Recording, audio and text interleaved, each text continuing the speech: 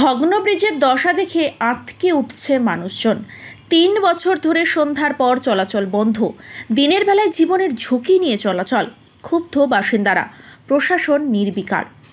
দক্ষিণ ২৪ পরগনার কুলপি ব্লকের বাবুরমহল গ্রাম পঞ্চায়েতের তারাচাঁদপুর গ্রামের ঝিংড়া খালের ওপর কাঠের ব্রিজটি বাবুরমহল গ্রাম পঞ্চায়েত ও কেওড়াতলা গ্রাম পঞ্চায়েতের একমাত্র যোগাযোগের মাধ্যম।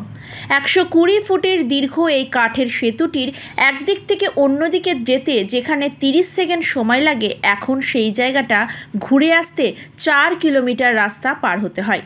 ব্রিজটিতে দিনের বেলায় গুটি কয়েক মানুষ অতি কষ্টে চলাচল করলেও সন্ধ্যের পর চলাচল একেবারেই বন্ধ। কারণ আজ থেকে ৩ বছর ধরে বৃষ্টির কারণে কোথাও ১ ফুট, কোথাও ২ ফুট, কোথাও আবার ৩ ফুটের কাঠও নেই ব্রিজের ওপর। ব্রিজের দুদিকের রেলিংগুলো একদম ভেঙে পড়েছে। দুদিকের কাঠগুলো এতটাই দুর্বল, ভুলবশত সেখানে পা পড়লেই চলে যেতে হবে একদম খালের মধ্যে।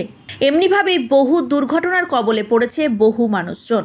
ভ্যান অটো তো দূরের কথা, রোগী থেকে স্কুলের ছাত্রছাত্রীরা একা সাহস করে যেতেই পারে না এই ব্রিজের ওপর দিয়ে।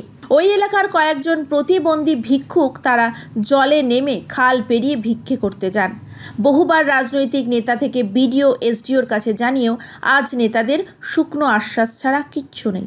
তাই বাধ্য হয়ে এলাকার মানুষ ভোট বয়কটের হুমকি দিয়েছেন। বিজেপি জোটের পঞ্চায়েতের পক্ষ থেকে জানানো হয়েছে, শাসক দল প্রশাসনকে দিয়ে উপসমিতি গঠন আটকে রেখেছে, তাই তারা সংস্কারের কাজে হাত দিতে পারছেন না। ওই তো আমার মেয়েরা স্কুলে যায়, কতবার পড়ে গিয়েছে, তাদের পায়ে টায়ে লেগেছে চোট। তারপর আরেকদিন হচ্ছে কি আরেকটা বাচ্চা গিয়েছিল, তার মা সাথে ছিল, পুরো পড়ে গিয়ে জুতো টুতো পুরো গেড়ে গিয়েছে। তার মা সাথে ছিল বলে গিয়ে আর হচ্ছে কি তার মা ঝাঁপিয়ে গিয়ে বাচ্চাটাকে উদ্ধার করলো, নাহলে তো অবস্থা খুব খারাপ হয়ে যেত।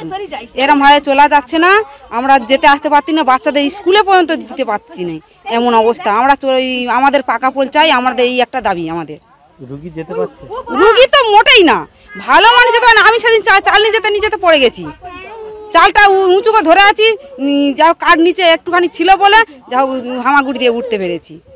আমাদের খুব অসুবিধা হচ্ছে, আমরা চলাফেরাই করতে পারছি না। কতদিন ধরে এরকম খারাপ? হ্যাঁ, ৩ বছর ৪ বছর এরকম হবে। জানিয়েছেন সরকারের কাছে? সরকারের কাছে আমরা আর কোথায় যাব? আমরা তো ঘরে থাকি সবসময়, আমরা আর কোথায় যাব?